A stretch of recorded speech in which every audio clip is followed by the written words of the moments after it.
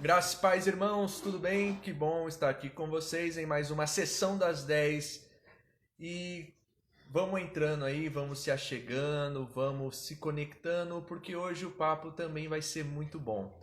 Ontem, nós tivemos um bate-papo muito bom com o nosso querido irmão Pedro Reis, um papo que não dava vontade de acabar, um papo que estava rendendo muito.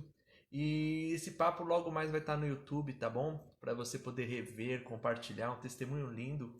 Um abraço, Pedrão, um abraço de coração aí.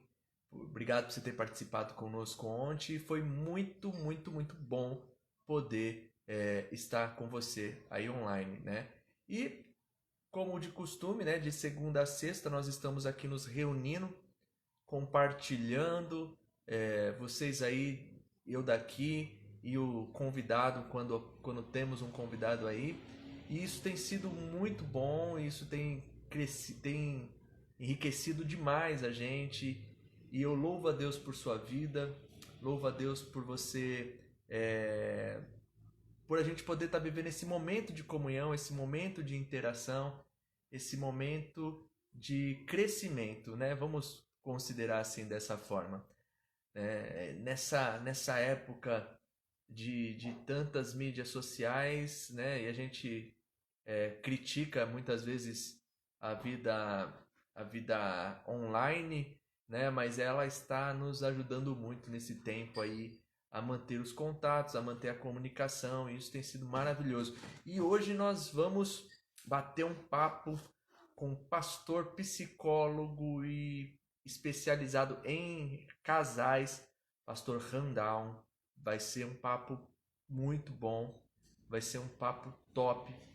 Então já cola do lado do seu marido, cola do lado da sua esposa, cola do lado aí do seu parceiro, da sua parceira, para que você possa, em nome do Senhor Jesus, estar conosco aí e ser ministrado. Estou vendo aqui que o pastor Randall já chegou aqui no bate-papo e eu quero já chamar ele aqui para estabelecer uma conexão aqui e começar a bater um papo muito maneiro, que eu creio que vai ser uma bênção para nós essa noite. Graças e paz a todos os meus irmãos que estão entrando, todos os meus irmãos que estão chegando, paz, Alisson, e o Luanzinho está na bênção, Dalete e as crianças como estão? Graças e paz a todos. Eu já estou chamando aqui o pastor Randall. A pergunta da Queca, cadê o Elinho, né? Vamos ver. A paz, dona Vanusa. E o seu Eduardo? A Vanusa a gente vê todo dia, né? Você tá do lado do Dudu aí, manda um abraço para ele. E é bom você assistir junto com ele aí essa transmissão de hoje aí, que vai ser uma bênção. A paz, Andressa, do lado do Alisson aí.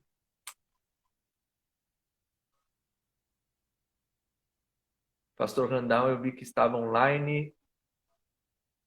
Pastor, chamar aqui para conversa aí, para você já entrar aqui com a gente. Vamos ver aqui. A gente consegue estabelecer. Tô te chamando para a solicitação da conversa aí, pastor. Vamos ver se você consegue entrar aqui. Opa! Graças Eita, a paz, benção. querido. A paz, tudo bom, pastor? Tudo bem? Como é que tá, meu amigo? Tô bem, graças a Deus. E como estão as coisas aí? Nós estamos ainda em quarentena, mas eu estou trabalhando dia sim, dia não, como eu tinha conversado com você da outra vez. E estamos seguindo aí, orando a Deus, clamando pelo povo, né? Eu quero até aproveitar para os que já estão conectados aí. Muito obrigado por vocês terem nos concedido, então, esse momento de estarmos aí reunidos nessa live. E eu deixo aqui um beijo, um cheiro no coração de vocês aí que estão participando. Benção, pastor. E muito bom você ter aceitado bater esse papo com a gente. Sabe que essa semana a gente teve uma série de bate-papos muito bons. E toda terça-feira a gente está conversando com um querido amigo meu, Cadinho. Ele é psicanalista. A gente está tendo Isso. conversa com psicanalista toda terça-feira aqui. Já virou uma sessão, virou um divã. Aqui virou E um divã de terça-feira. Muito bom poder. conversar, interagir, os irmãos têm entrado. E a cada dia a gente tem batido um papo diferente. Ontem tivemos com um querido amigo nosso, Pedro, contando um pouco do testemunho da vida dele, de que Deus tem operado. E eu creio que hoje também o papo vai ser muito edificante para as nossas vidas aí, para os relacionamentos. Irmãos, para quem não sabe, pastor Randall, homem psicólogo, pastor. Há quantos anos já, pastor? Eu já estou atuando na área de psicologia, já estou atuando aí já bem uns 7 anos. A minha formação ela foi concluída em 2017, mas eu já venho fazendo aí então um estágio, que eu trabalhei durante 4 anos numa casa de recuperação para dependentes químicos, então juntando o tempo de atendimento lá de forma como estagiário e agora atuando mesmo, nós já temos aí uns 7 anos aí. E o pastoreado, está há quanto tempo já no pastoreado? Completamos agora, dia 4 de janeiro, completamos 5 anos à frente da igreja. De ordenação, já temos 7 anos. Que bênção. E sempre trabalhando com casais na parte da igreja? É uma área que, só fazer um pequeno resuminho, é uma área que, assim que eu me converti, lá estou falando aí de 2001, então logo que nós nos convertemos, na nossa denominação, ela tem a repartição, nós chamamos de departamentos. Então, quando eu e minha esposa, nós nos convertemos no mesmo ano, e casamos no mesmo ano, e depois no ano seguinte, 2001, nós fomos batizados. E aí nós entramos num dos departamentos, que era Jovens Casados. Jovens Casados. Eu tinha 23 anos, minha esposa 19. Jovens e casamento são duas coisas assim que de muito pastoreado, né? E aí nós participamos desse ministério que nos ajudou muito no início da nossa caminhada, né, como casais e também como cristão. E aí a gente trabalhou, né, atuamos aí, depois eu passei a ser o líder deste ministério durante um tempo, aí tive boas contribuições e recebi muita bênção lá também. Bênção, maravilhoso. Pastor, eu quero deixar aqui para vocês, irmãos, o seguinte. Eu gostaria que vocês pudessem interagir conosco, pudessem falar conosco aí, e a gente vai batendo um papo aqui e vamos entrando em alguns temas aí até do que vocês acabarem falando aí, sugerindo. Mas, pastor, acho que hoje é um papo legal a gente falar um pouco sobre relacionamento, sobre casamento. E a gente sempre é uma área muito delicada, sempre é uma área que demanda muito trabalho e nunca falta cliente, né? Sempre vai ter, sempre tem demanda, né? E uma coisa que eu sempre conversando com casais, eu estou pastoreando há 10 anos, e há 10 anos lidando com casais, e uma coisa que eu já aprendi, já percebi, que todo casamento precisa de acompanhamento. Até aquele que acha que tá bom precisa de acompanhamento. O senhor concorda? Eu concordo, sim. Não há nada que não possa ser melhorado. Eu acho que eu uso esse slogan aí para os casais. Não há nada no casamento do que não pode ser melhorado. Principalmente no início, que é o namoro, depois vem aí o noivado e o casamento. Claro, seguindo então essa escadinha. Alguns começam já pelo casamento, outros já vão direto pelo noivado, outros estendem um pouco mais o namoro, 7, 8 anos, enfim. Eu acredito que tem que ter um acompanhamento, sim. Por algumas razões, Rodrigo. O que eu penso? A formação do casal, ela busca sempre uma referência, né? Ou nos pais, né? Ou nos amigos, talvez num artista até, da televisão, que tem lá uma referência na vida conjugal. Vocês procuram, nós procuramos como casais sempre uma referência. E é bom que nós tenhamos, então, esse acompanhamento no namoro. Porque nós passamos por um período que eu chamo de paixão. A paixão é avassaladora. A paixão faz você ficar com o coração batendo, acelerado, com hálito quente, você se preocupa se vai encontrar a pessoa ou não. A paixão ela não dá muito lugar para a razão, né? E fica Então, fica um pouco cego, né? Fica afoito, né? Quer resolver essa questão quanto antes, porque a paixão você já não tem mais espaço para outras coisas, somente para a pessoa amada. É o que eu chamo de paixão. Só que aí o acompanhamento serve para o quê? Porque essa paixão, ela dura mais ou menos, segundo os especialistas, ela dura mais ou menos, no máximo, 2 anos. 2 anos é o período máximo que uma paixão pode durar. E aí, então, deve-se ter a maturidade, deve-se dar lugar à maturidade. Então, por essa razão do acompanhamento. Porque na paixão tudo é tranquilo, tudo é bom, tudo é amável, tudo é agradável. Quase você não vê defeito, ou se vê, passa por cima. Então, o ideal é que você seja acompanhado para poder ponderar todas as situações que na paixão você não consegue enxergar.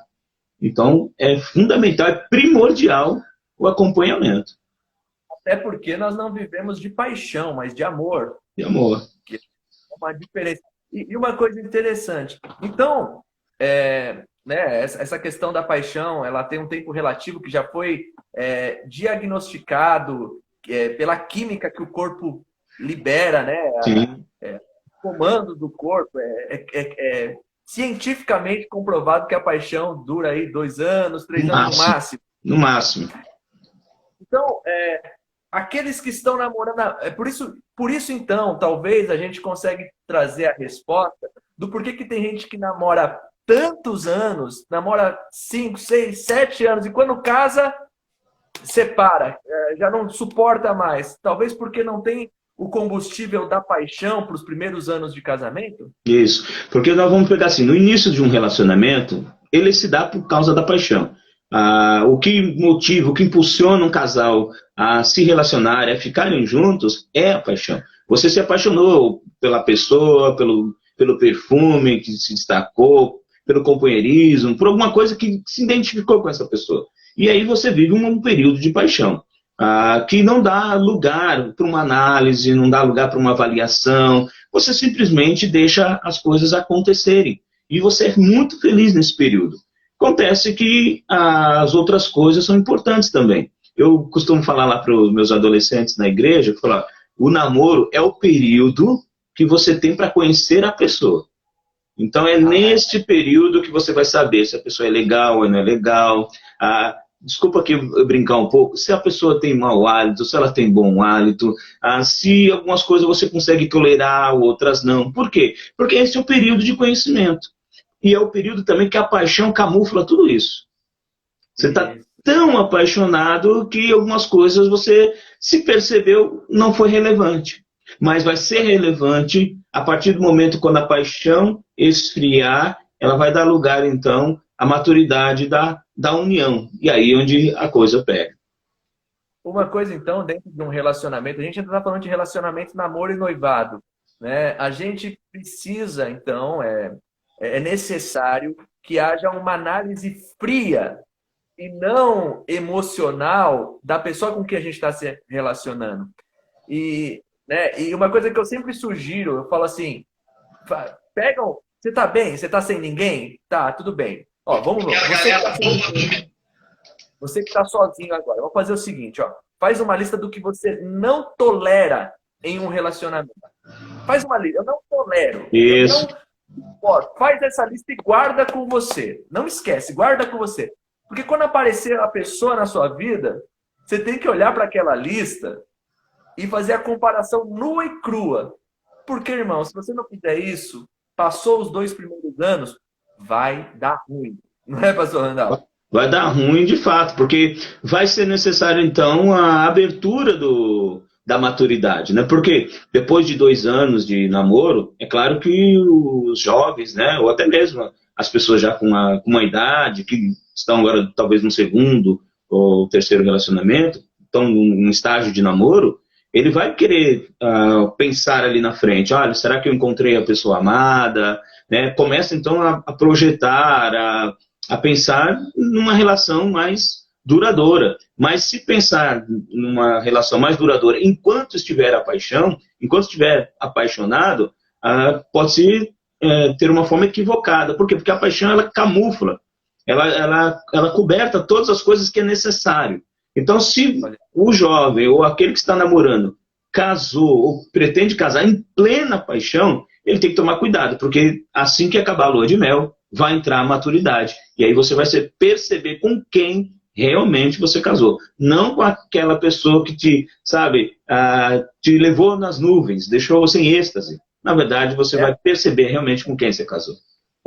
É aquela história, você chega em uma loja, o vendedor ele vai te falar quais são as qualidades e os benefícios daquele produto. Uhum. Quando a gente está com uma pessoa, é um grande processo de venda. Né? A gente quer mostrar o melhor, a gente quer mostrar quais são os benefícios de estar comigo. Esteja comigo e você vai ser a pessoa mais feliz da vida. Ótimo. Só que esquece. Que nem na compra de um carro. Depois tem a manutenção dos pneus, tem a troca de óleo, tem o combustível que tem que colocar continuamente, IPVA, todas essas coisas que não são colocadas na balança. E às vezes o problema é que a pessoa entra num relacionamento e parece que está comprando a coisa mais bonita do mundo, só que esquece que todo relacionamento precisa de manutenção. Não é verdade, pastor? E aí, depois que nós passamos dessa primeira fase, do estar apaixonado, que vem a maturidade, e aí então quando você vai se pensar no compartilhar, né? No partilhar com alguém.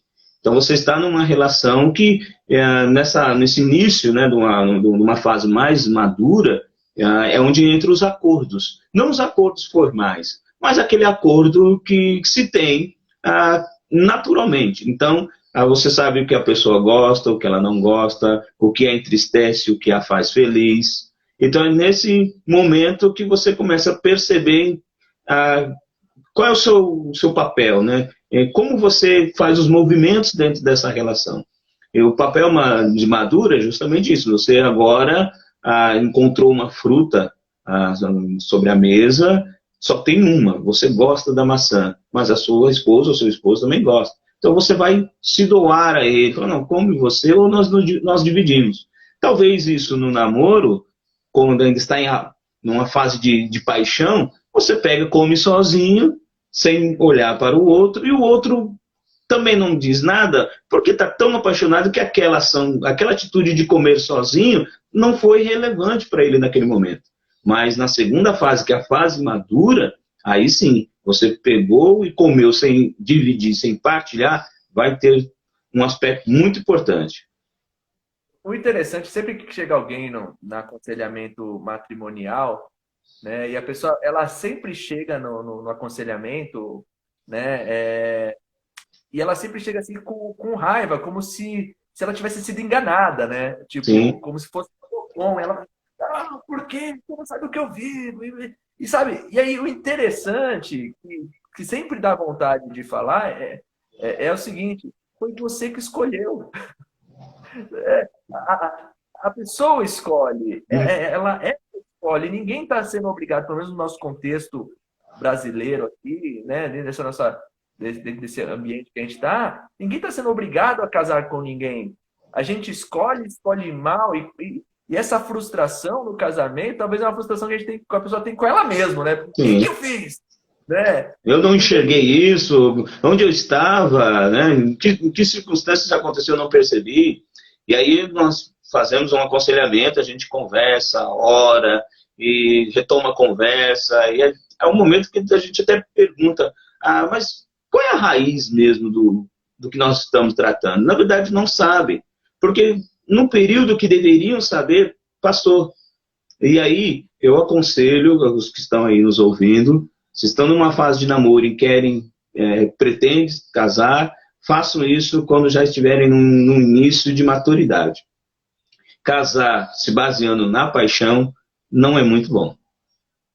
Uma coisa, eu acredito que o pastor Randall faça isso, falar da experiência dele, de maneira com que ele faz. Eu procuro fazer isso aqui também. Eu ofereço curso para noivos, pré-noivos, noivos. Gente, é preciso conversar sobre a relação, é preciso falar sobre a relação, é preciso entender o que é a relação. Então, a gente está falando aqui dentro de um contexto cristão, tá? Por Certo. favor. Então, a gente está falando aqui dentro de um contexto cristão, baseado em pessoas que têm a Bíblia como um fundamento de vida, né? E acreditam nela para a prática da vida.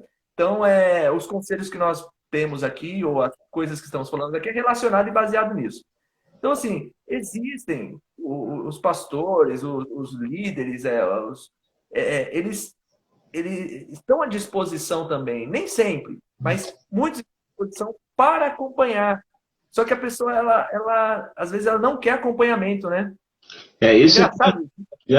Isso é o que muito chama a atenção de nós, conselheiros, pessoas que trabalham com casais. Por exemplo, a minha realidade quase não é de preparar pessoas para o casamento, porque o meu grande público que eu tenho atendido até então já são pessoas que estão já casadas, né? E que na grande maioria enfrentam problemas, né? Eu gostaria muito de ter oportunidade, sabe, de pegar aquele casal que está namorando, acompanhar, fazer mentoria, levar esse casal aí uma reflexão mais madura acerca do namoro, posteriormente também o noivado e aí, com consequência, ao casamento. Eu gostaria muito disso, mas o meu público, praticamente 90%, ele é um público que já está casado e com problema, né?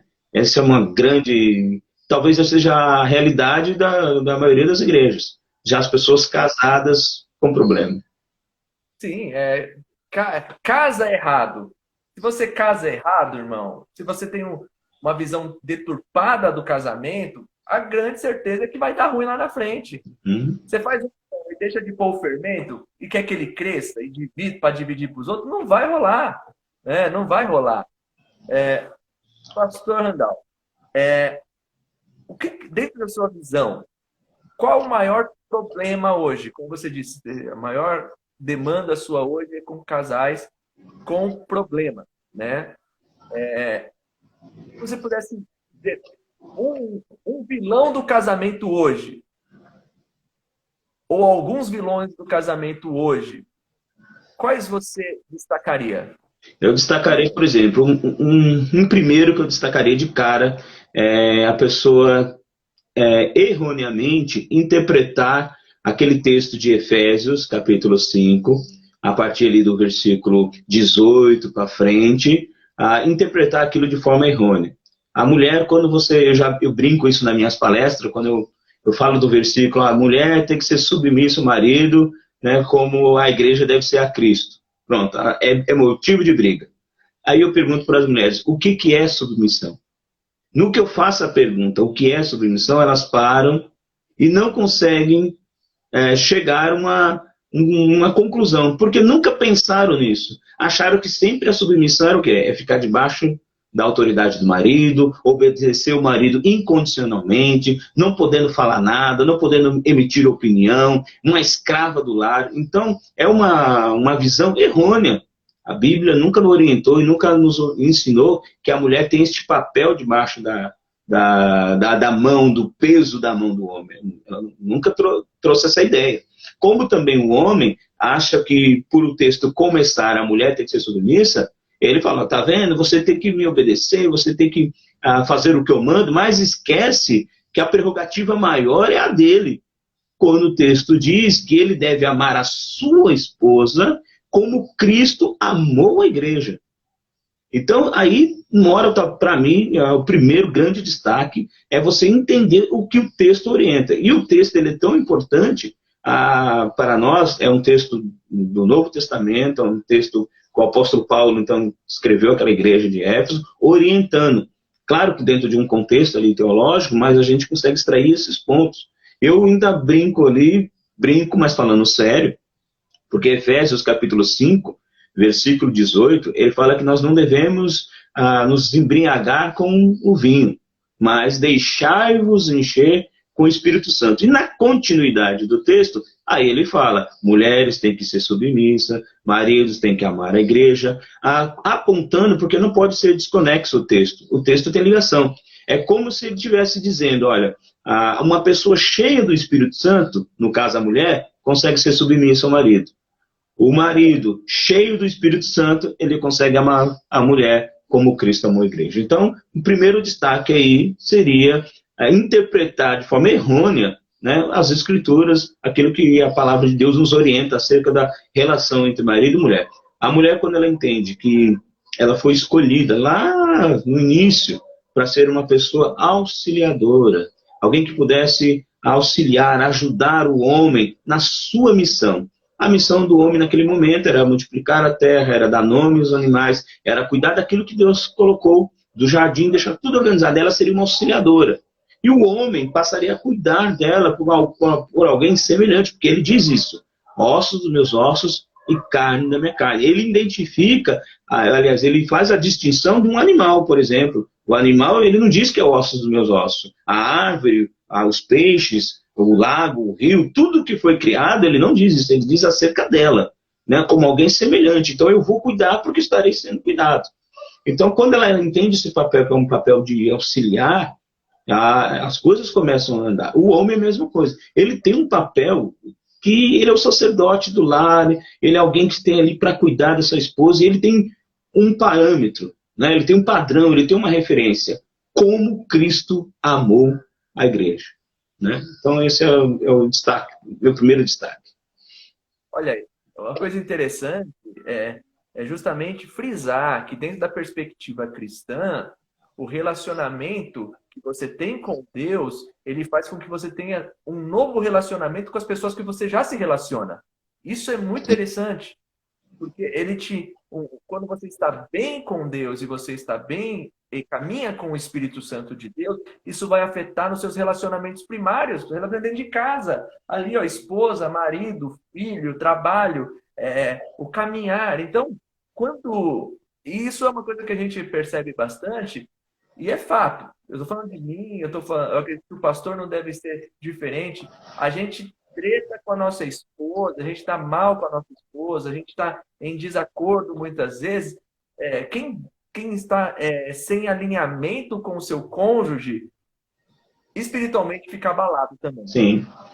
E é um reflexo, porque, por exemplo, até mesmo com Deus, se você também não consegue se relacionar bem com a sua esposa, e nem a esposa com o seu esposo, com Deus também, nós também ali falhamos no relacionamento. Não tem como separar essas duas esferas, né? Eu não consigo ser aí um bom adorador, um servo fiel a Deus, alguém usado tremendamente por Deus, sendo que eu não me relaciono bem com a pessoa que Deus escolheu, né, o que Deus autorizou, abençoou, está comigo para todo sempre.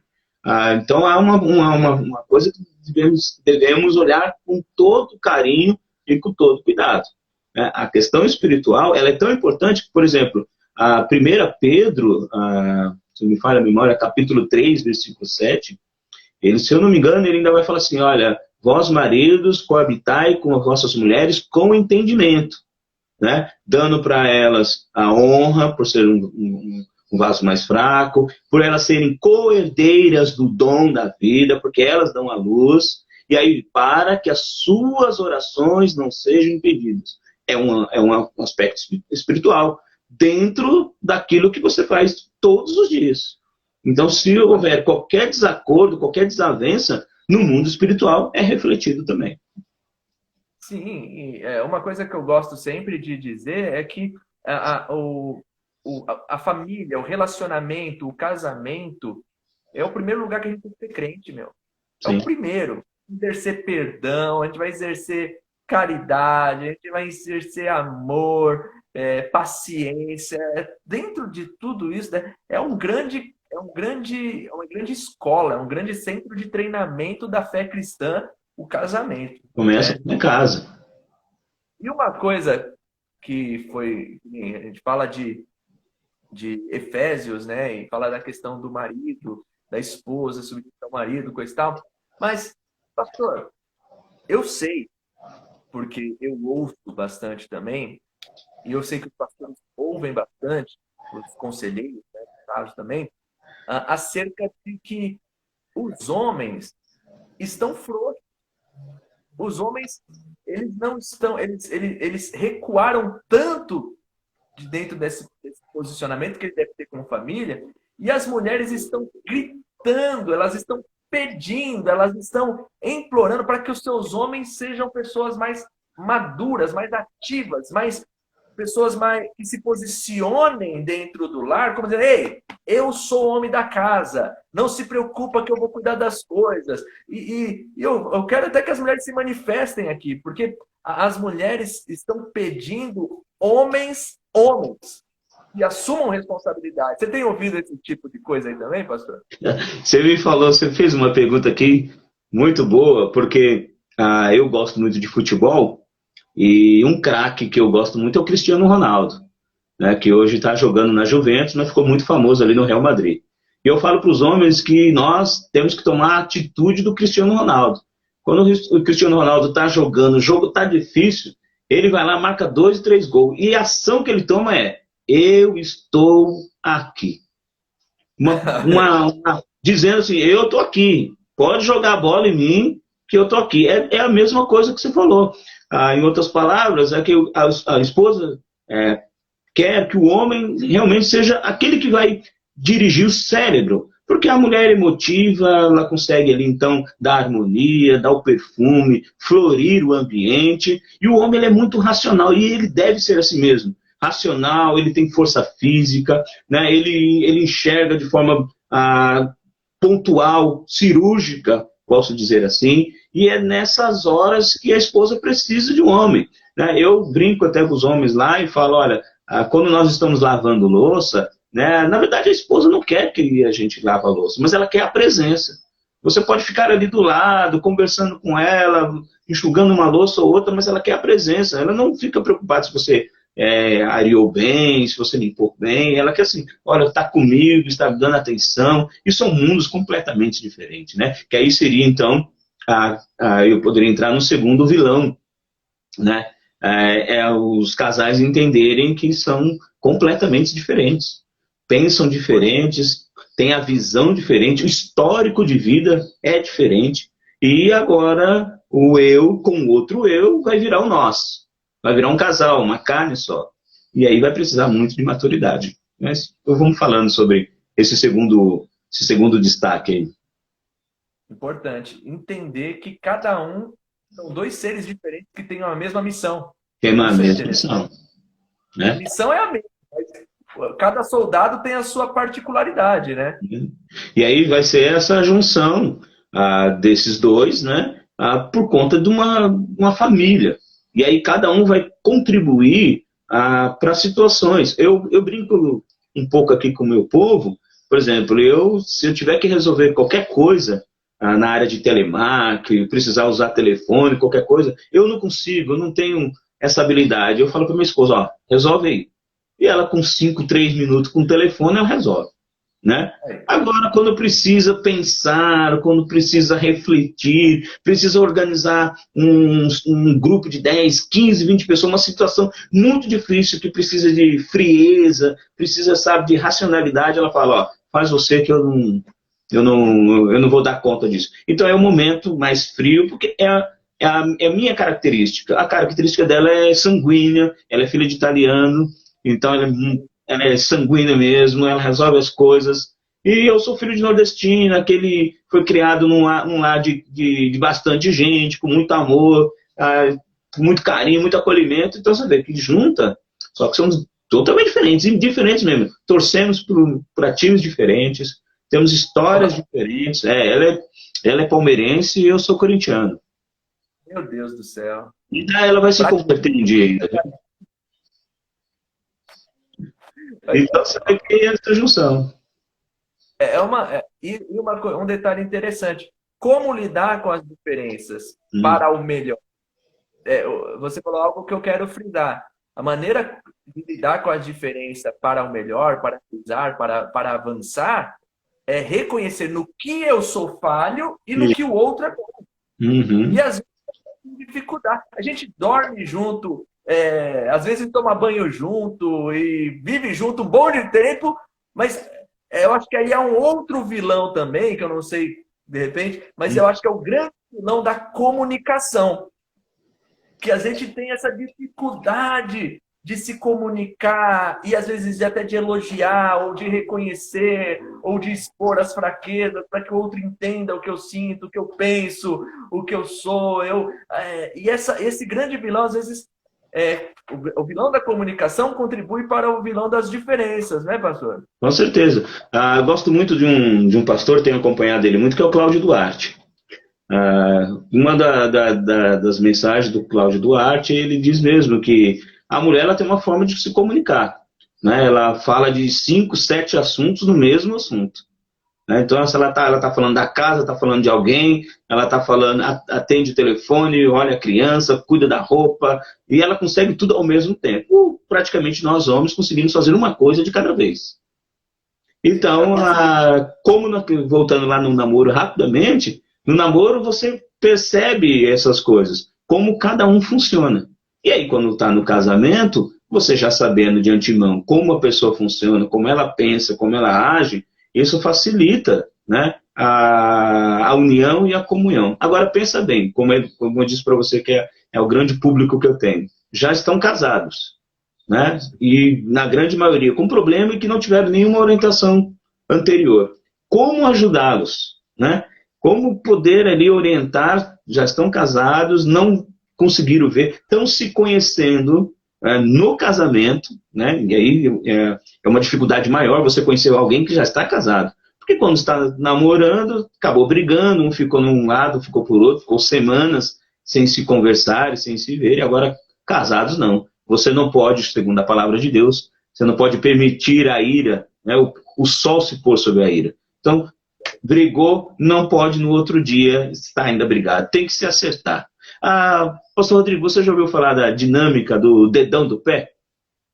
Não. Como que é essa dinâmica? Por exemplo, o casal está brigado, a primeira parte do corpo que faz as pazes é o dedão do pé. Sério? Sério. Porque o dedão do pé, ele vai lá e dá um toque. Se ele ser correspondido, aí ele vai brincando.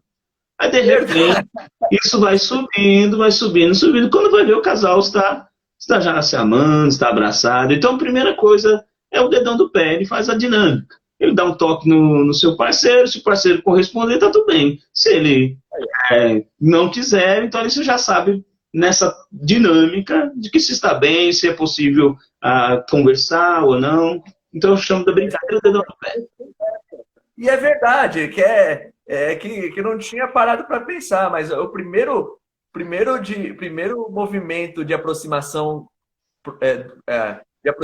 ali ao inimigo, você não vai logo, né, expondo, né? Você vai devagarzinho. Sim, vai a minha colocou aqui, ó, o dedo da reconciliação. Aí, ó. Aqui, ó, que nem para ver se o ferro tá quente, né? Sim. Você faz um teste, né? Faz um teste. Eita, dedão, esse dedão, essa do dedão foi boa aí, ó, gente. Já viu? Ó, não chega lá se expondo, porque tem homem é burro.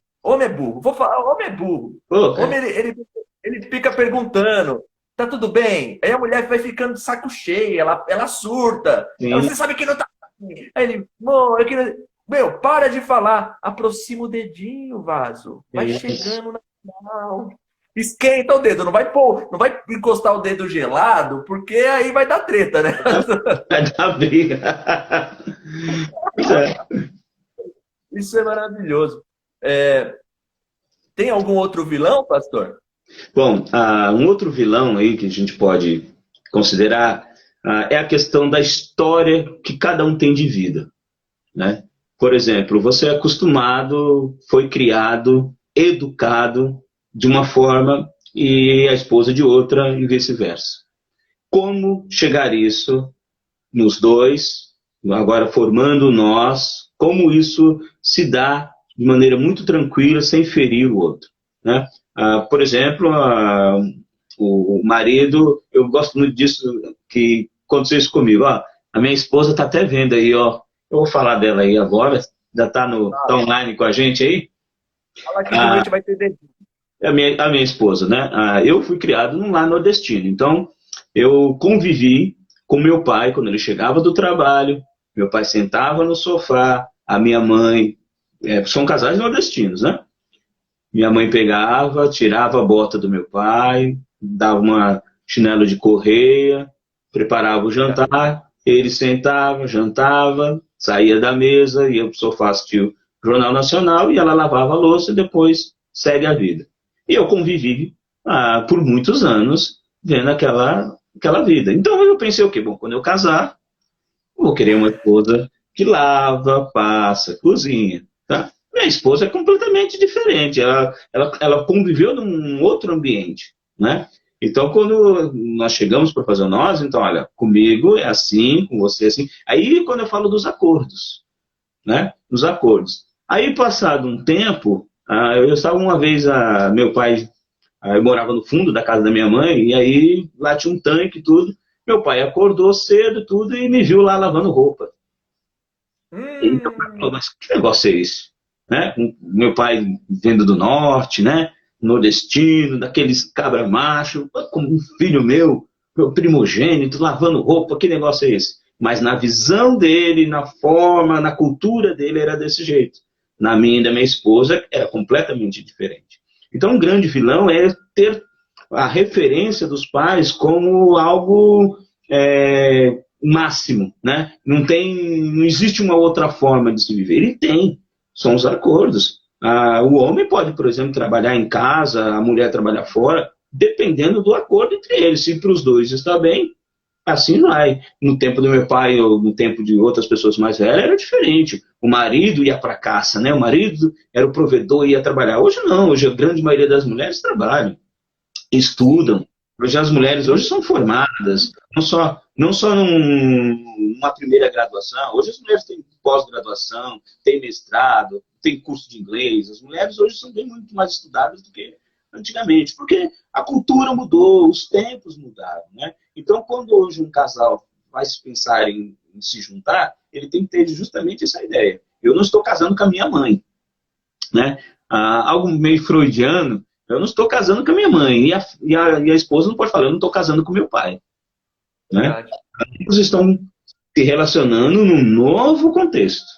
Esse é o grande vilão. Não entender isso. Fantástico isso. Sabe? É que assim, a gente falar de casamento, é sempre muito engraçado falar de casamento, porque é a realidade de todo casado, né? Então a gente é muito interessante. Só que tratamento de casamento, né? Uma conversa séria de casamento, ela só fica séria, é que nem bullying. A gente ri do bullying, mas quando fazem com a gente, aí a gente chora. Aí a gente E chora. assim, todos os casados, uma hora, esse tipo de conselho muda sua vida matrimonial e salva teu casamento.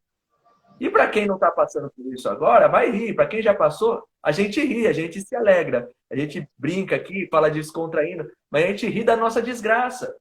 Porque são esses vilões aí que fazem muitos casais estarem destruídos, muitos filhos sem pais juntos nesse momento, muitas famílias totalmente destruídas, pessoas infelizes, pessoas que não estão conseguindo mais ter nem relacionamento com Deus, porque o relacionamento matrimonial está acabado. Né? E como a gente diz, primeiro se relacione com Deus e você vai se relacionar bem com o seu cônjuge. E é por isso que estamos aqui para falar sobre isso, que é extremamente importante, né, pastor? As pessoas podem mandar a pergunta aí, na possibilidade, a gente responde. Vou abrir uma pergunta aqui, ó. Gente, fazer o seguinte, a gente vai responder algumas perguntas aí, o pastor vai responder algumas perguntas aí. Então, convido vocês a enviarem aí as perguntas. Enquanto vocês preparam alguma pergunta para a gente responder aqui, aí vai vendo aí, pastor. Se você vê uma pergunta aí interessante, aí você dá um toque. Tá bom? Eu vi um negócio muito interessante hoje, essa semana, de que as mulheres elas querem segurança. Toda mulher, independente da posição que ela tenha, se ela trabalha, mas ela quer se sentir segura. E o homem, ele deve oferecer para a mulher essa segurança. E quando o homem ele não oferece essa segurança, a mulher fica frustrada, né? E eu estava vendo a comparação do pavão. E o pavão, o macho que tem aquela cauda bonita, que se mostra, coisa e tal, e ele faz uma dança, né, mostrando aquela cauda para a fêmea. E o interessante é que os pesquisadores estavam falando por que a fêmea se atrai pelo pavão com aquela cauda? Porque ele está mostrando coragem. Olha por quê. Porque o pavão é um animal que não é, que não é predador de ninguém. O Isso. pavão pô, não sai matando ninguém. Só que, e a gente sabe que esses animais que não são predadores, que são caça, eles vivem acuados, com medo do gavião, com medo do gato do mato, com medo do tigre, para não virar comida. E o pavão vai lá e se mostra. Tipo assim, eu tenho coragem. Eu tô aqui me mostrando por você, mulher. Eu me exponho por você. A pavão toda derretida, olha só. E talvez. E o homem tem que entender isso também, de que a mulher ela quer um homem que ande de peito estufado, que dê segurança para ela. Né? Ela não quer um menino para ela tomar conta, né? Ela quer um homem. É um homem. Né? A gente precisam ser homens. Já algo por exemplo, do cotidiano, quando a mulher pergunta para o marido, diz: nós vamos comer hoje, vamos comer peixe ou vamos comer carne? Um exemplo, na hora do almoço. Ela está dando o quê? Dando a decisão. Você decide. Né? Eu estou dando essa oportunidade. E o cara não pode falar assim: não sei, faz qualquer coisa. Ou, não sei, faz aí, vê o que você vai. Não, a bola veio para você, né, homem, você tem que falar: não, nós iremos hoje comer tal. O peito. Sim, e vai. Não pode refutar, não pode titubear, não. Tem que, não. Eu já decidi. A não ser que você pode até falar: olha, eu quero comer carne, mas eu gostaria de ouvir a sua opinião. O que você acha? É bem diferente de você falar: faz. Você que sabe. Não é faz o que sabe. Você decide, você dá a direção. E pode depois também perguntar: o meu pensamento seria hoje comer carne, mas de repente você pensou em uma coisa melhor. O que você acha? Aí você está compartilhando. Né? Olha aí. Interessante. As mulheres, elas gostam de ser independentes. E eu creio que todas as mulheres que estão aqui, elas são independentes, muitas daí trabalham, têm a vida, não querem ser mandadas pelos homens, mas elas detestam que os homens não tomem decisões. Elas Sim. detestam. É um exemplo que você falou, que é aquela questão do tipo assim: o que você quer comer hoje? A mulher detesta o você que sabe. A mulher detesta o você que escolhe. Ela odeia isso. E essa é a prova de que ela quer alguém que fale. Ela não quer ser mãe de ninguém, querido. Ela quer tome a decisão, mate essa bola no peito e sai jogando, é com você. Alguém precisa bater o pênalti. Aí, ó. A gente teve um encontro de casais esses dias aí, o Robson, que está online aí, ele estava falando justamente isso. A mulher não quer que a gente chegue e pergunte: eu posso lavar a louça? Acabou, irmão. O dia que você perguntar: eu posso lavar a louça, você vai tomar uma pratada na cabeça. Ela vai ficar brava, ela vai: não quero. Você tem que chegar e falar assim: dá licença que eu vou lavar a louça. Você sabe que ela quer. Sim. Você sabe o que é aquela coisa. O casado chega para a esposa e fala assim: e aí, amor, vamos namorar hoje? Não tem que chegar junto. E aí, amor, é nós hoje, filho. Fechamos. Posição. Chegar junto. Você broxou sua esposa. Ai, amor, vamos namorar hoje. Mano. Pastor? De forma alguma, não pode se dar a opção. Você toma a decisão e depois compartilha. Você tem alguma... Eu decidi assim, mas quero também te ouvir. Aí ela percebe que você se importou também com uma opinião. Não tomou uma decisão arbitrária, muito pelo contrário, tomou uma decisão por ser a sua decisão, mas também compartilhou. Eu quero também ouvir você. Não falar: faz qualquer coisa. O homem não pode dizer: faz qualquer coisa. É claro que chegarmos a esse nível que nós estamos falando, se demanda tempo, se demanda exercício. Né? Eu quero aqui dizer para vocês, né, não quero cometer nenhuma hipocrisia. O meu casamento, acho que o casamento do pastor, o casamento de todos vocês, é um casamento que está em construção. É um casamento que a gente coloca a Deus e pede para Deus cada dia fazermos aí um tijolinho por vez. Né? Eu não estou dando aqui a ideia de que tudo é perfeito no meu, não, pelo contrário. Eu estou compartilhando com vocês coisas que estão funcionando comigo. Né? Eu estou aí há 20 anos quase de casado, falta 4 meses para completar 20 anos. Juntos nós estamos há 21. Né? Então nós já temos um tempo aí. Eu tenho 42, é metade da minha vida compartilhado com ela. Então alguma coisa eu devo ter aprendido nesse tempo. E aí estou aí para compartilhar com vocês.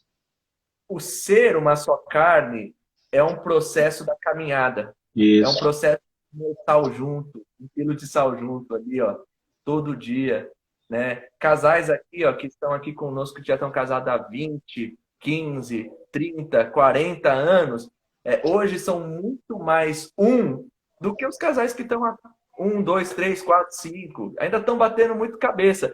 Tem Isso. pergunta aí? Surgiu uma pergunta aqui, pastor, já tenho 27 anos. Isso, passou. Eu perdi Aqui, a ó. pergunta.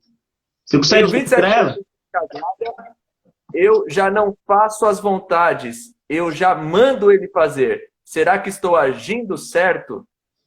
Sim, essa pergunta ela vai ao encontro do acordo, né, de vocês. Talvez alguém que esteja aí nos ouvindo até a pergunta vai falar, nossa, mas ela faz assim ou ele faz desse jeito. Bom, cada casal ele tem a sua forma de funcionar, né? Casais são funcionais. Eu funciono de uma forma, o outro casal funciona de outra. Se está dando certo entre vocês nesses 27 anos, eu não sugiro mudar, né? Eu sugiro aquilo que está funcionando, que está indo bem, bola para frente. Ou, se você quiser perguntar para ele se dessa forma está tudo bem, que eu acredito também que é importante sentar e avaliar algumas coisas, fazer um check-up, né? Eu chamo de fazer uma autoanamnese da vida conjugal, né? Fazer uma introspecção, sentar ali, olhar para dentro do casal e falar, esses 27 anos já chegamos até aqui. E os próximos anos, como será? Então você pode perguntar, e aí, o que precisa melhorar? O que a gente pode fazer, né, para esquentar, para animar, motivar mais? E aí cada um vai conversando, né?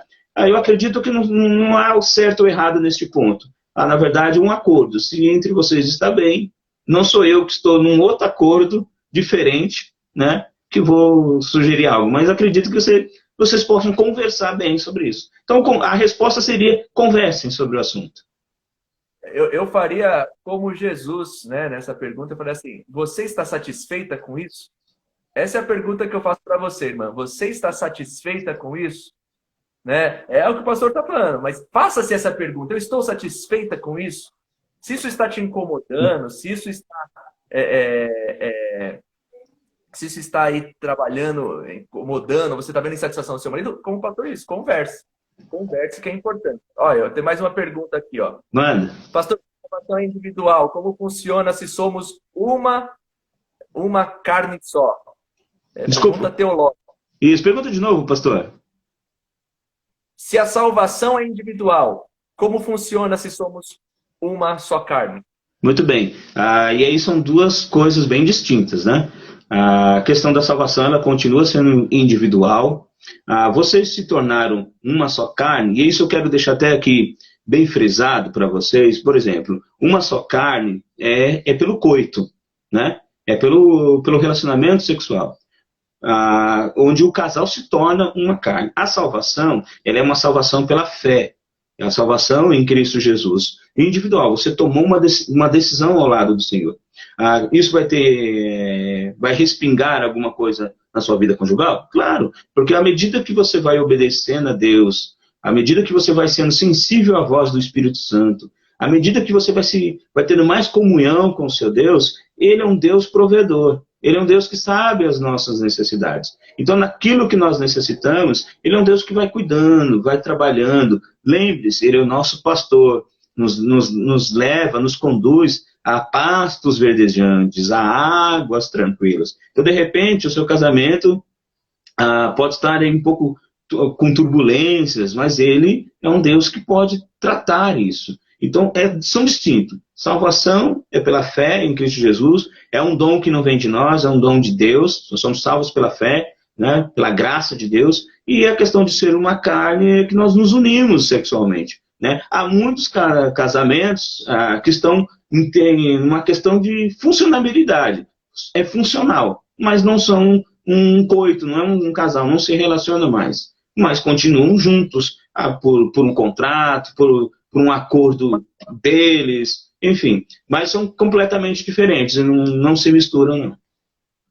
E a carne, o casamento, ele lida com as coisas dessa vida. Ele lida com o viver nessa vida, com o construir nessa vida, né? E sermos pessoas melhores aqui, é claro, aprendendo a caminhar com Cristo. E a salvação está relacionada com aquilo que iremos viver com Cristo eternamente, Sim, né? Numa outra vida, né? Então são coisas bem distintas, né, pastor? é verdade. Só que é uma coisa também que não juntam as finanças, né? Isso causa um problema grande. Eu concordo plenamente que, para mim, uma só carne deve ser uma só carteira também. Sim. Minha perspectiva funciona bem melhor assim. Muita treta essa questão de finanças, né, É. pastor? Essa questão mesmo, a gente fala, quando falamos da união de uma só carne, que eu falo questão que é o ato sexual, a gente tem que lembrar também, no aspecto social, é muito importante o partilhar e compartilhar. Por exemplo, uma das pessoas do casal vem a falecer. E aí, ninguém sabe o número da conta, ninguém sabe onde guardou o documento, o que fez da vida. Então, para a pessoa que ficou, é uma dor de cabeça para resolver qualquer coisa. Resolver a questão de documento, questão de inventário da casa, isso soma complicações. Então, eu gosto muito, claro, não quero aqui fazer um recorte do texto, mas aquele texto quando Deus fala com aquele rei que fala, olha, põe a tua casa em ordem, né, porque tu morrerás. Eu fico pensando assim, nós não sabemos e que dia que nós iremos ser promovidos para o céu. Bom é que, se isso acontecer, todas as coisas estejam tranquilas. Né? Para que, se for o marido que ir primeiro, ele deixa a esposa numa situação tranquila, sem ela precisar ter que vender as coisas, pagar a conta, né? Sabe, uma vida travada porque não se permitiu deixar as coisas organizadas. Tal mesma coisa a mulher, né? Às vezes se esconde as coisas, não falam como foi feito, de que forma foi feito. Comprou um carro. Mas como você comprou? Não, comprei um carro. Aí vai ver que o carro está com o nome de outro, e era do outro, e o documento atrasado, aí tem que ficar correndo atrás de tudo para resolver. Né? Então, bom é isso, né? Carteira, vida social, ela tem que estar em ordem. Deixa bonitinho, direitinho. Se não acontecer nada, louvado seja Deus se o casal for juntos. Os dois foram abençoados com a promoção para o céu juntos.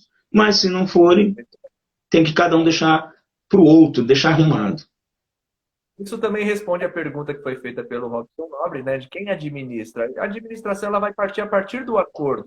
E agora, independente de quem administra, o importante é o planejamento ser dos dois.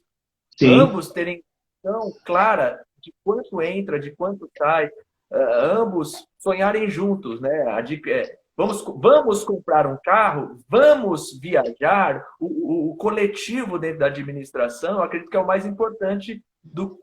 A consciência da administração é mais importante do que quem administra. Sim. Independente de quem é com o cartão ou com o dinheiro, o importante é que todos saibam das coisas em conjunto, independente de quem administra.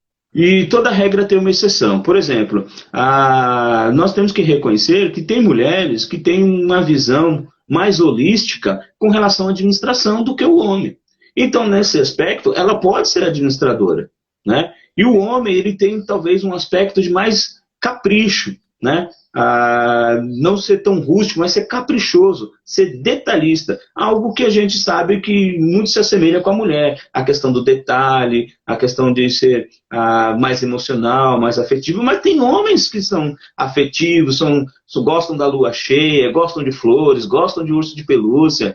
Né? Tem homens que gostam. Então pode sim, a mulher, se ela tem uma habilidade maior para administração, para outras coisas, ela pode tomar a frente. E o homem, ele pode, com as suas habilidades, fazer outras coisas que no contexto comum, no senso comum, seria da mulher. Mas ele pode fazer se ele tiver as habilidades. Por exemplo, tem homens que sabem cozinhar muito bem. Né? Tem homens que fazem refeições que muitas mulheres, né, ficam até de boca aberta com tanta habilidade na cozinha. Né? Então não há nenhum problema, não há um desmerecimento nem de um e nem do outro. Sim, verdade. Pastor, nosso tempo vai acabar aqui. Eu não quero que a gente encerre essa live aqui cortando do nada. Sim. Mas, gente, eu espero que de repente a gente possa, ou quem sabe na próxima semana, algum outro dia desse aí, bater mais papo desse. Pessoal manda pergunta pra gente, a gente responde. O que você acha, pastor?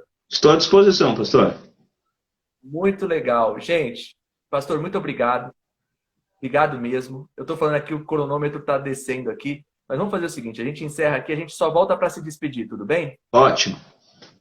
Tá bom. A gente já volta, gente. Foi muito bom esse bate-papo, esclarecedor. E a gente vai voltar para se despedir aqui.